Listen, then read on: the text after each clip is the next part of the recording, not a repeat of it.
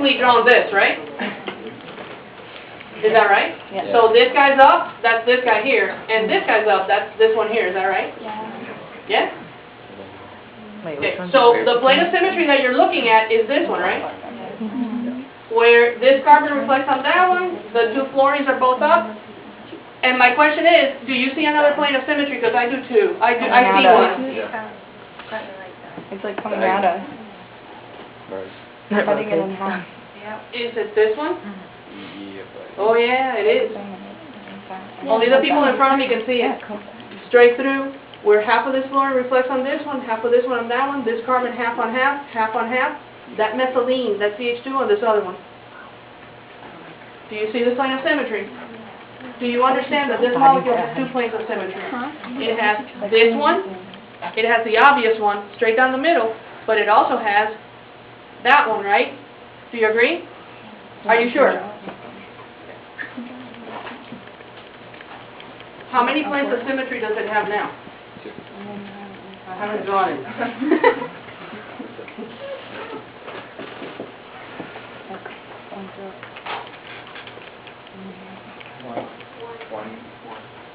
Which one?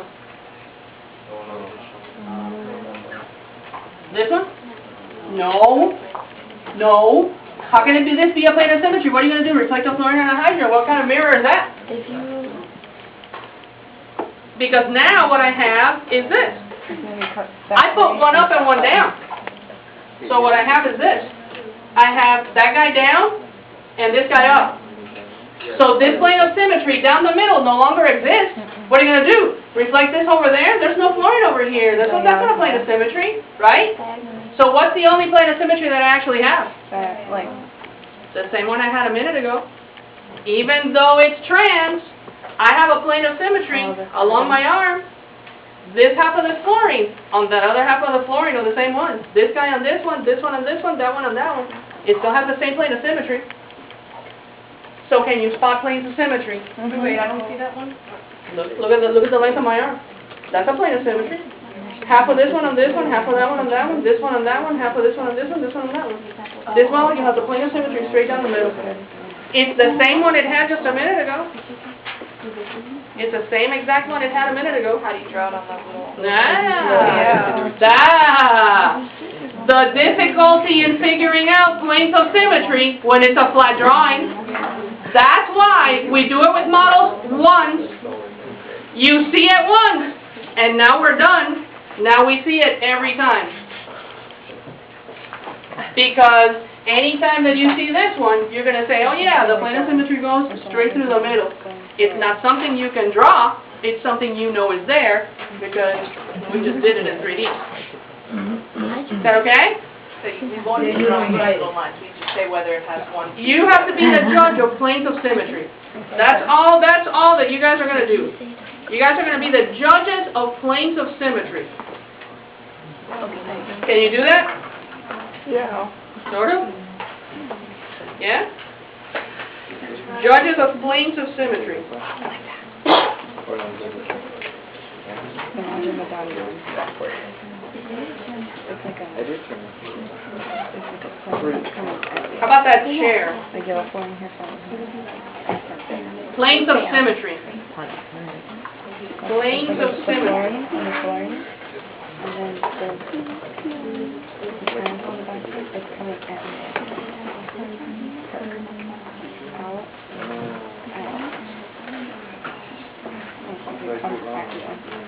Like imagine this. That's two dots. Put your hand like this and down. That's the plane coming out. It's like cutting it. Okay. It's like cutting it. Oh, and a weird shape. Remember how you can draw a chair for yourself. You're gonna draw chairs. You have to take out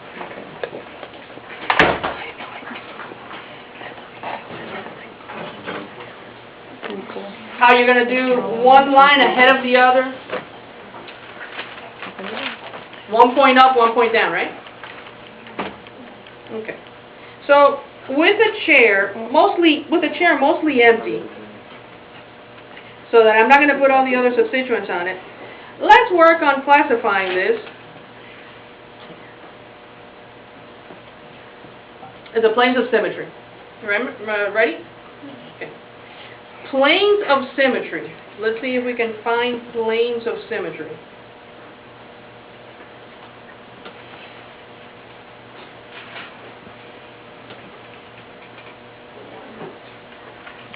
Here is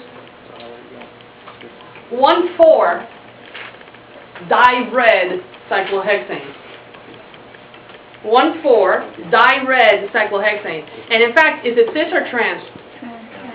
Because it's on a bottom bond and a top bond. So this is trans. So this is actually trans 1,4 di-red cyclohexane. Whatever red is. Yeah? Okay. Planes of symmetry. Do I have a plane of symmetry running down the middle of the molecule? No. Look at my hand. Do I have one there? No. Say no. No. Why? Because I don't see this on the other side. I cannot reflect this into midair. There is no plane of symmetry going this way, am I right? There is no plane of symmetry going this way, am I right? No plane of symmetry, right?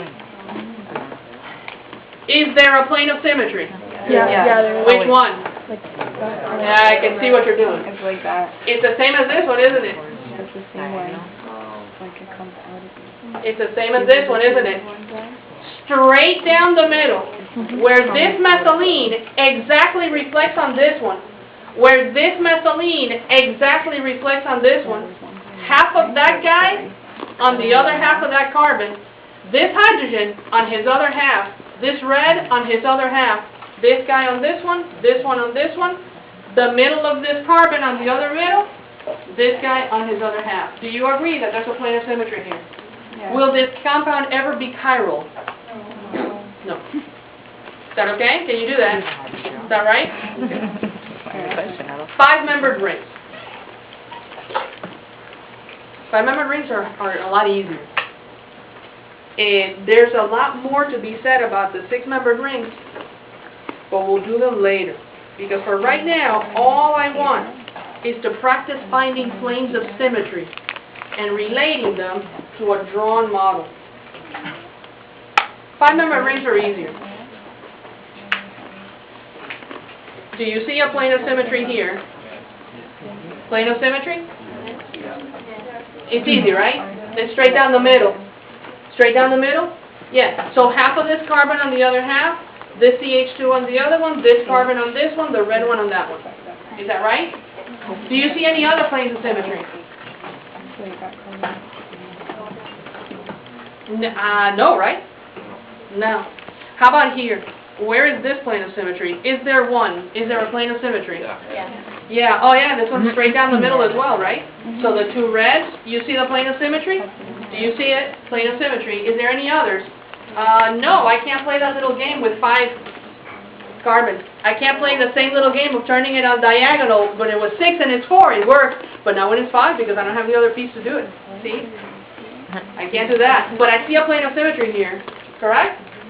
Can this compound be chiral? No. No. The moment you find a plane of symmetry, game over. No chirality. Remember? Princess Chirality, kidnapped by the evil Lord Symmetry. You know, you're not going to forget it. I keep forgetting. Hey, how about trans? How about trans? Plane of symmetry. Oh man, no plane of symmetry. There's nothing I can think of, nothing I can see in any direction to throw down a line where I can reflect everything on the other side. Because if I try to throw down this line, I can't reflect this on here, it's not there. It's here. So there's no plane of symmetry. Is this compound chiral? Yes. It is. You guys are okay? You can do this. Yes. Alright. So,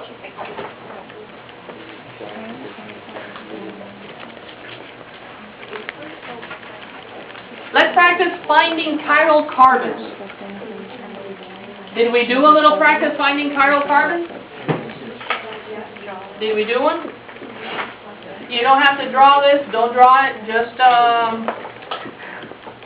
if you want to, you can draw it at 6, 6, and a 5.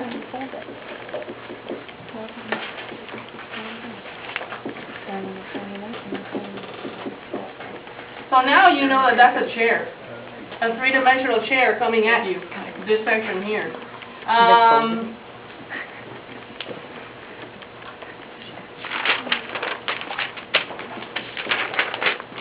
Let's find chiral carbons. The number of chiral carbons in a structure. What are the chiral carbons? The number of carbons that have 4 different things around the center. Is that fine? Is that fair? Okay. So the first thing I do is I eliminate the ones that can never have 4 things around the center. So the first thing I do is eliminate all the things that have double bonds, because those are obviously never going to have 4 things around the center. So all these carbons are gone. So is that guy. Okay? The second thing I eliminate are the CH2s, because obviously they have 2 hydrogens, so they can't ever be chiral. Yeah? Would you eliminate the other? I do by the process of elimination. One at a time. The first thing I kill is double bonds. Did I miss any double bonds? Not yet, no?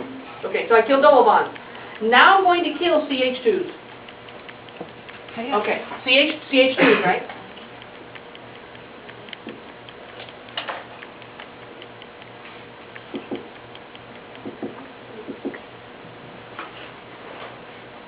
I killed the CH2s, right? Okay. Other stuff that's on there. Is there something obvious I can eliminate from contention? Hey, yeah, look at that CH3. It has 3 things that are the same. That thing's never going to be chiral.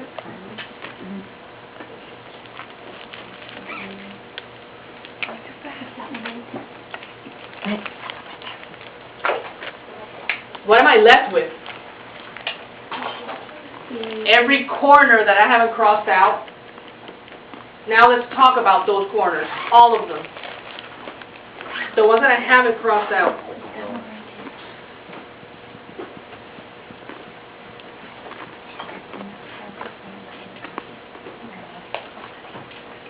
Did I miss any?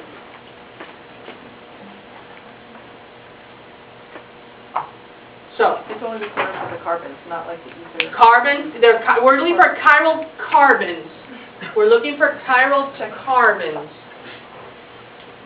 All right, let's start here. Does this thing have 4 different groups around the center? Oh yeah, that's a big yes. It's got this oxygen.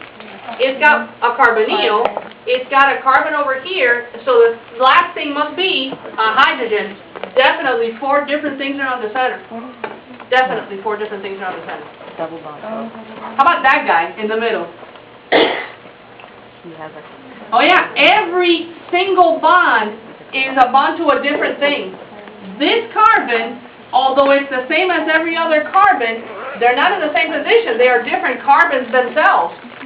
This carbon belongs to a benzene ring. That's not the same as a carbon that's attached to an oxygen, which is not the same as a carbon attached to something else. So this carbon, chiral. It has 4 different things around the center. Do you mind explaining that again? What do you mean by... Look at the 6 coming out of it. How many things are there? Well, it's this carbon that's part of a benzene ring. It's this carbon that's attached to an oxygen and a carbonyl. It's this that's a CH2, and this carbon that's in the middle there of I don't know what the hell that is, but they're not the same. I have no idea what that is, but they're not the same. I can tell they're not the same. You know, you can answer the question, is it the same, without knowing what it is. You know it's not the same. I don't know. I may not know what it is, but I know it's not the same. Because there's no other word for the same. Is that right? I don't have another synonym for same. Right? Okay. How about this guy? Definitely 4 different things around it because it's got an H. This CH2 is completely different from that carbon. It's completely different from this other carbon that's in the center of the molecule. So this carbon has 4 different things around it. And the same type of thought pattern can be said of that one. 4 different groups around the center. How many chiral carbons? Count them up. And that's how many chiral carbons there are. 1, 2, 3, 4, and 5. Is that okay? So Questions? they can obviously attach the carbons as long as the carbons are attached to different things. So it's not what they're attached to, it's what... Different. whatever. There have to be different things attached. There have to be different things. Well, but they're all... You have a carbon here, as long as that carbon is attached to like a different thing. That differentiates it from the other. 4 different groups. So that a CH is not the same as a CH2, a CH is not the same as a CH3. It's not the same, right? Any questions? We're okay? 100%? Okay. Let's do a little exercise. One more plane of symmetry. One more plane of symmetry. The one that I showed you, but I didn't draw it. I had this. And this will have how many planes of symmetry? 2. One that runs this way and one that runs this way, reflecting these two. So is that correct? You can see that. Yes? 100% you're sure? Wait, you could draw Why don't we do that? Here's 2 CH3s, and here's the 2 hydrogens. One more last time with the models, one last time. These guys here, and this is here, right? So where are the planes of symmetry in this molecule? This one that contains the hydrogens, reflecting the 2 CH3s. This one that contains the hydrogens, reflecting the 2 CH3s. The hydrogens, reflecting the 2 CH3s. Where's the other one? The ones reflecting the CH3s on each other, the carbon on each other, and the hydrogens on each other. Here's the other plane of symmetry. You guys are okay? Can you see them? That's the consequence of acknowledging the fact that this drawing is not flat, that every one of the sp3 carbons is a tetrahedron. Is that okay? With all the three-dimensional viewing consequences that entails. With planes of symmetry, am I okay? So let's do a little vocabulary exercise. There are going to be several different types of classifications. And I want to go through the little flow chart so that we can organize all of the vocabulary that we're going to learn. We're going to classify compounds as the same, constitutional isomers, diastereomers.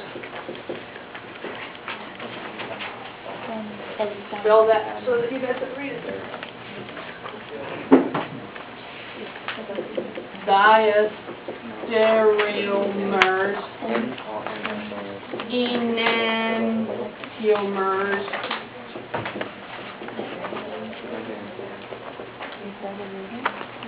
or completely different. In the back of chapter 5, the longest exercise that's there, in letters I through Z or something, is an exercise in which you have to judge pairs of molecules as being the same compound, but tricking you to draw it differently, to see if you fall for the trick of, oh my God, I'm going to draw this over here, and maybe they're going to think it's a different compound, because they don't realize that no matter what I do to this pen, if I show it to you this way or this way, it's still the same black marker. So that was the trick they're going to be playing up here. Constitutional isomers. The trick is, let's see if they don't count the molecule up, to see if they have different molecular weights, and then if they have the same molecular formulas, let's see if they have a different connectivity. Because if they have a different connectivity, they'll be constitutional isomers. They can't be the same. If you don't count them up, they might be completely different compounds, to where you have a C4 one way and a C6 another way. Then, what are we here for? We're here for those two. This is chapter 5. We're here for those two. That's the two new ones, chapter 5. So let's see if we can get a little flow chart going, a little flow chart that makes a little bit of sense. Let's start out asking the question, does it have the same molecular formula? If the answer is yes, it's way more interesting than if the answer is no. If the answer just says it doesn't have the same molecular formula, then quite honestly, they will be completely different.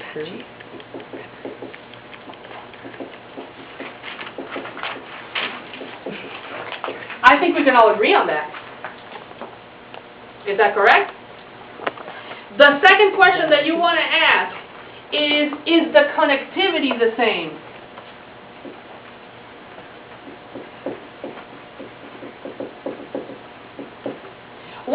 have the same molecular formula, my next order of business is to judge the connectivity.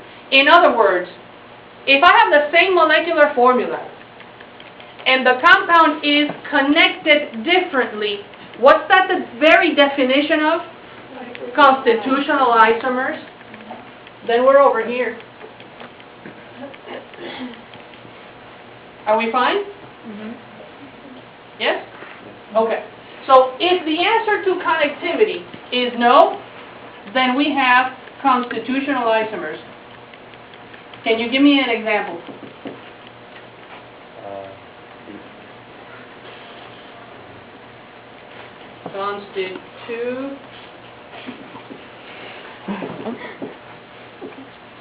Constitutional isomers. So far so good? Okay. So what happens if you say yes, that the connectivity is the same?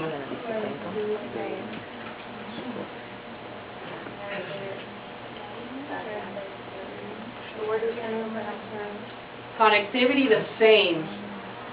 Same compound. What if the connectivity is the same?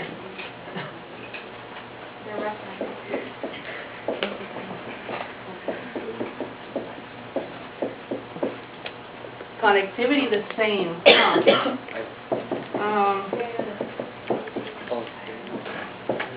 There's something about this that bothers me. Let me see if I get this straight. Same molecular formula. If it doesn't have the same molecular formula, obviously they're going to be completely different compounds, right? Okay, we got that. So it gets interesting if they do have the same molecular formula. The second question that I want to ask myself, are they connected the same? If they're not connected the same, then that's the very definition of constitutional isomers. Is that right? But what if the connectivity is the same? What if the connectivity is the same? What if the connectivity is the same? What if I have a central meaty part with 5 different things coming out of it, with 4 being long and 1 being chubby? What if the connectivity were the same? Where I have 1 meaty part and I have 4 different long things and 1 chubby one. What if the connectivity were the same? What if the connectivity were the same? Let's face it, this connectivity is the same. Let's face it, this connectivity is the same. I have a carbon that's doubly bonded to another carbon, and it has an H and a Cl. I have a carbon that's doubly bonded to another carbon, and the carbon has a Cl and an H. The connectivity is the same. Do you agree? The connectivity is the same. Do you agree? Uh-oh. I need another question. The connectivity is the same. Is that correct? I need another question. Are they superimposable?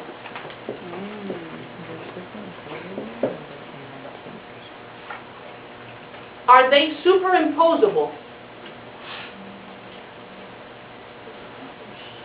No.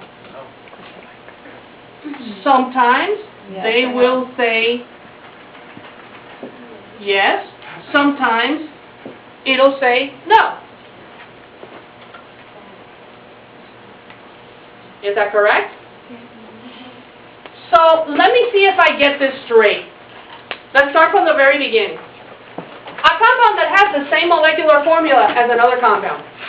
So far so good? The connectivity is the same. And it is completely superimposable one on the other. You know what that is? The same compound. Did you see how long it took me to get down to the same compound? Did you see that? Look how long it took me to get down to the same compound. I had to go through an analysis that had 1 and 3 questions. First, does it have the same molecular formula? Yes, the same compound should. Is that correct? Are they connected the same? Yes, the same compound should be. Is it superimposable? Are they superimposable point for point? Can I borrow your... Are they superimposable point for point? Yes.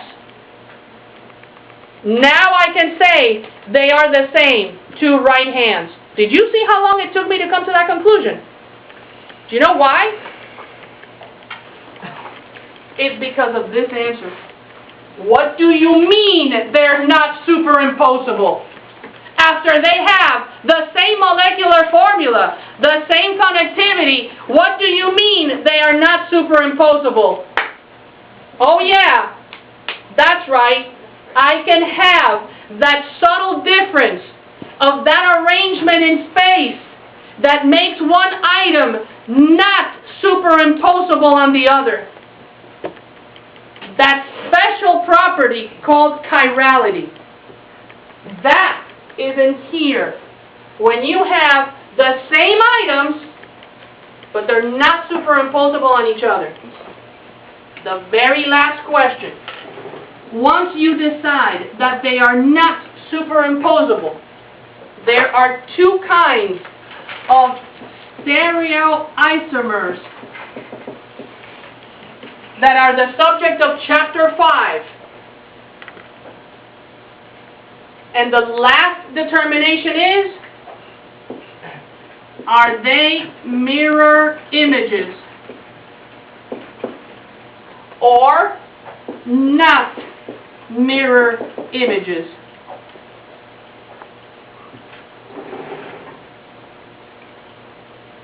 The compounds that have the same molecular formula, the same connectivity, that are not going to be superimposable and are mirror images of each other are called enantiomers.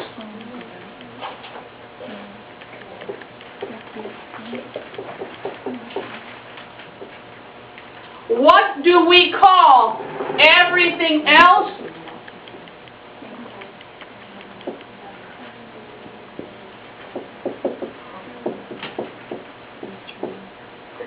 That follows the same sequence of answers until the very last one. Same molecular formula, same connectivity. Don't fool yourself. This is a carbon that has a chlorine and an H. That's a carbon that has a chlorine and an H.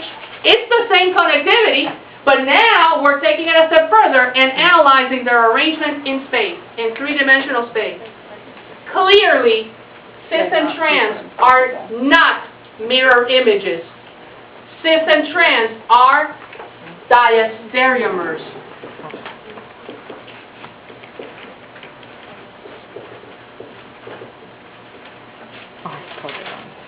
Let's do it again. These two compounds. Same molecular formula.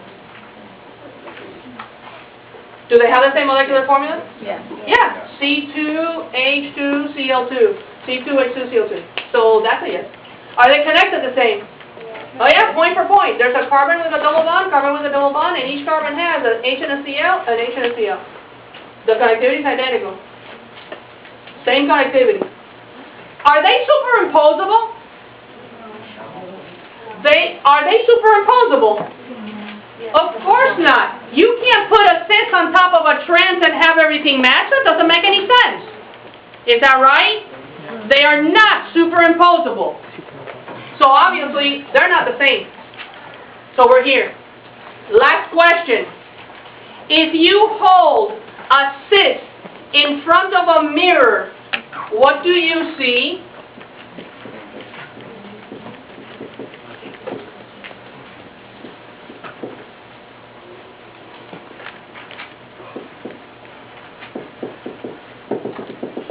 When you hold a cis in front of a mirror, what do you see? Same thing. Another cis. Do you ever hold up a cis in front of a mirror and see a trans? That doesn't make any sense. They are not mirror images. What are cis-trans compounds called? Diastereomers. They are stereoisomers that are not mirror images. Is that correct? Questions? Think about it. Questions? Everybody 100% okay? 100%? Okay, there we go. Judge these by being the same stereoisomers, diastereomers, and enantiomers, the same compound drawn a different way, constitutional isomers.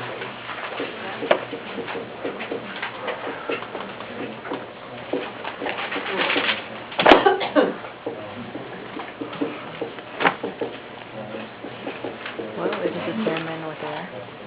Or we're determining what they are. These two compounds. Same constitutional stereoisomers, and if they're stereoisomers, are they enantiomers or diastereomers?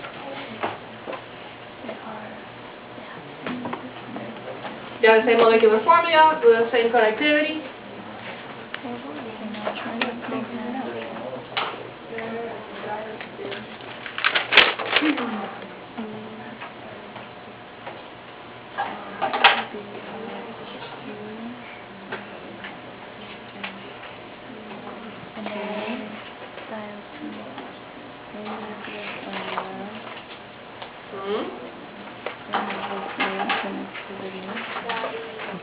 I made two different ones, so I need a blue one and a red one. Diastereomers. And a blue one and a red one. What was that? Yeah, you guys take your time.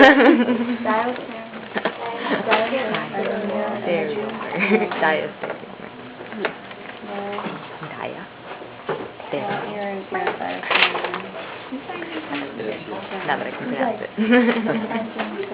Dark blue and red. Oh, you're gonna hear that when I give you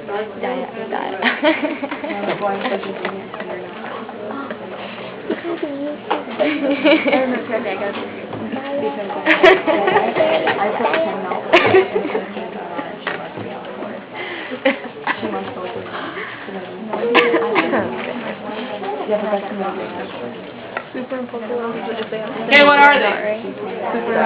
They have symmetry.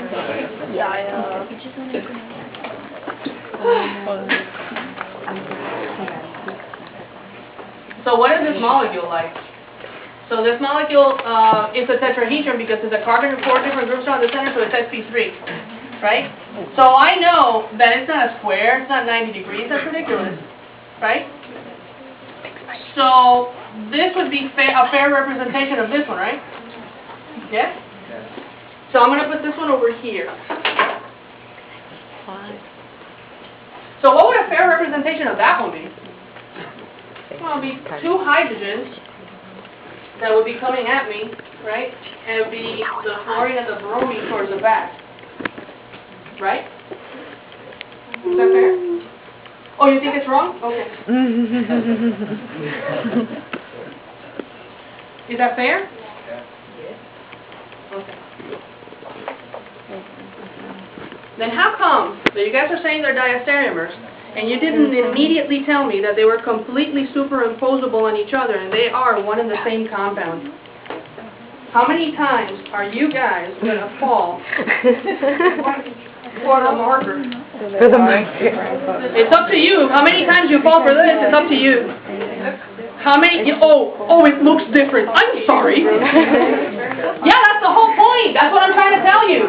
The first battle you guys have to fight is the thought that they're going to fall for exactly the trick of drawing it a different way to purposely see if you say that those two things are different. Come on now. Okay? How many times are you going to draw the marker this way and the marker this way? And wait, I have a better one. Oh, look, it's the mirror image. Are you kidding? It's the same marker.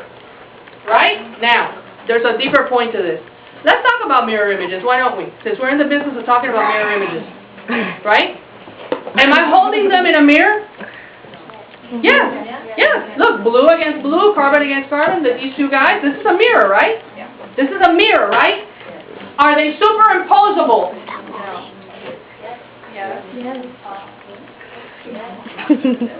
Absolutely superimposable.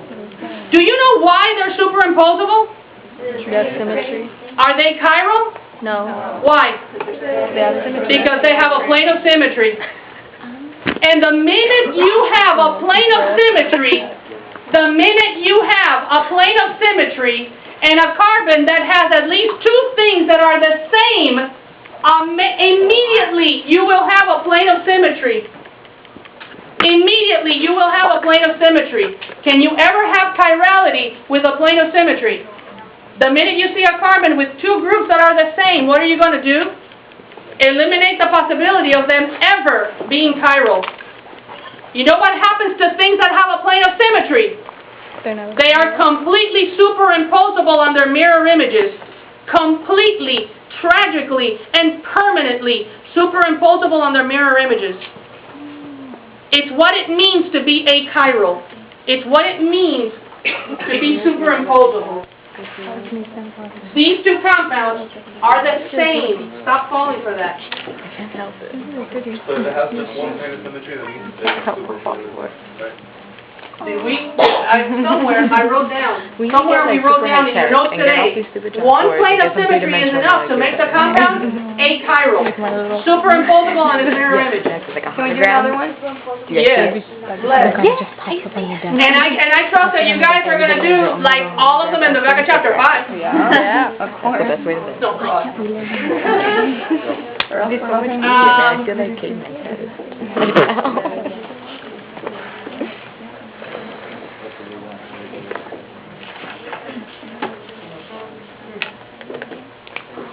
Hopefully you know me. A little in front of, not in front of.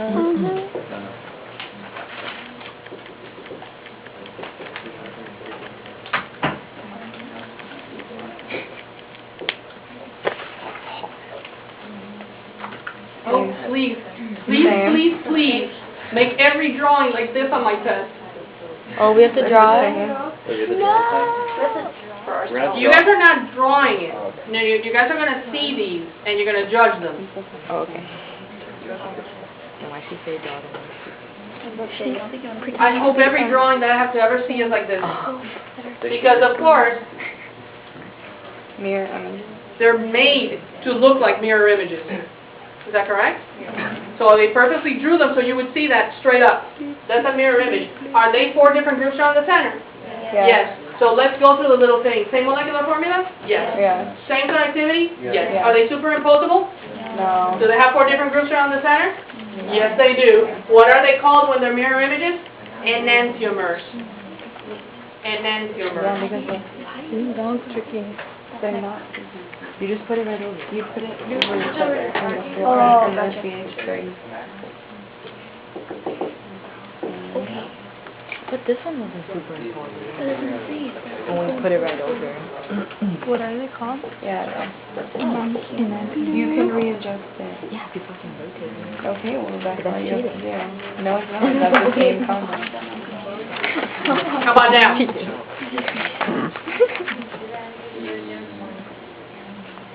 Same molecular formula. Same molecular formula? Same connectivity. Same connectivity? Yeah. No? Yeah. They don't have the same connectivity. You kidding? That's 1,4. What's that? 1,3. 1,3. What are they? Completely different compounds. Keep moving. Nothing to see here. Keep moving. Well, that one I see. If they are, if they have the same exact molecular formula and they have different connectivity, they will be constitutional isomers. Yes, you're right. They are going to constitutional isomers. Yes. They will not be stereoisomers. They will not be enantiomers or diastereomers. This compound is a 1,3. This compound is a 1,4. I have a question for you. Are constitutional isomers the same compound? No, they are completely different compounds that are called constitutional isomers. They are different, right? You even have a different name for them and everything. Okay. So how about this guy? How about this? I think there's a slight base.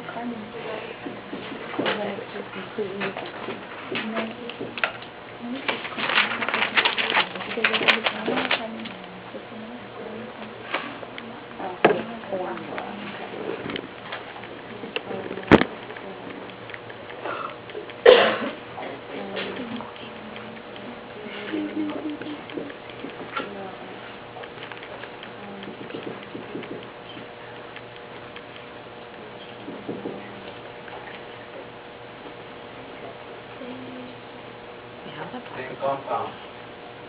Who said that? Same. No, they're not. Well, I'm unfinished drawing. They're the same molecular formula. No, they can, yeah, they're. They're the same, no, they're not. Yeah, they are. It's on the bottom, and that one's. It doesn't matter because remember for the formula, you could write one and two as long as. Oh, I like that. Oh, yeah. I like that. You see what she did? She said, let me draw it. Wait, let me flip it. And she took the entire notebook and turned it over. You know what I used to do? Out of panic, out of sheer panic of rewriting it wrong on a test when I was figuring this out, I never redrew it. I just did the test and started doing this to the paper. And sometimes you turn it over and you go to the other side going, okay. And then sometimes your thumb helps. We'll do those tricks later. But let me make this point. They are the same compound, right? Why? Can you see it? Because it's. Now, I'm asking, can you see that they're totally superimposable? How? How can you see that? Because if I take this one and I flip it over like a pancake, what happens? It's important, guys. It's important. This is important. If I flip this over like a pancake, this one over like a pancake, what happens to that CH3 that's down? It goes up, and it'll match that one. What happens to this CH3 when I flip it over like a pancake? It'll go down. That's the same compound. Do you see that? Is that right? Okay. Use models. Toothpicks and olives work fine. Use models if you have them. If you don't have them, they're expensive. I don't want to make you buy them. If you want to go like between 3 people and like go halfsies, they sell cheap something called Tub O Atoms. I swear, Tub O Atoms. It comes in a Tupperware. And trust me, you're going to use the Tupperware much more than the model. Eventually. And you can get them online. It comes in a Tupperware. It's the cheapest ever. But it works. And the point that you want to use the models for is as you're doing the problem. Eventually, once you see enough things in 3D, you already have it in your head and you know what that looks like and you'll never need it again. Yo, you want to go Okay? Is that all right? Okay. Let's talk about the RS system. Let's talk about the RS system. The RS system of designating stereoisomers that are called enantiomers.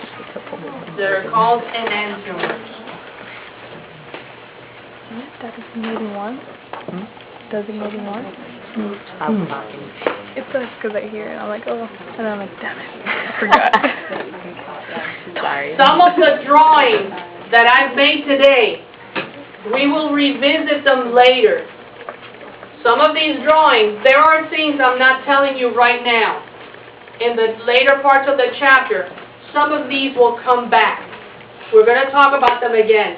Over the weekend, though, give it a good try. Go do the problem problems in the back, in the chapter 5. Give it a try. RS designators. And the Ingold, Prelog designation. John Ingold Prelog designation. It is a system for taking apart the structure of carbons that have 4 different things around the center and giving them a priority. Okay? The Ingold Prelog designation starts with the prioritizing of groups around a carbon.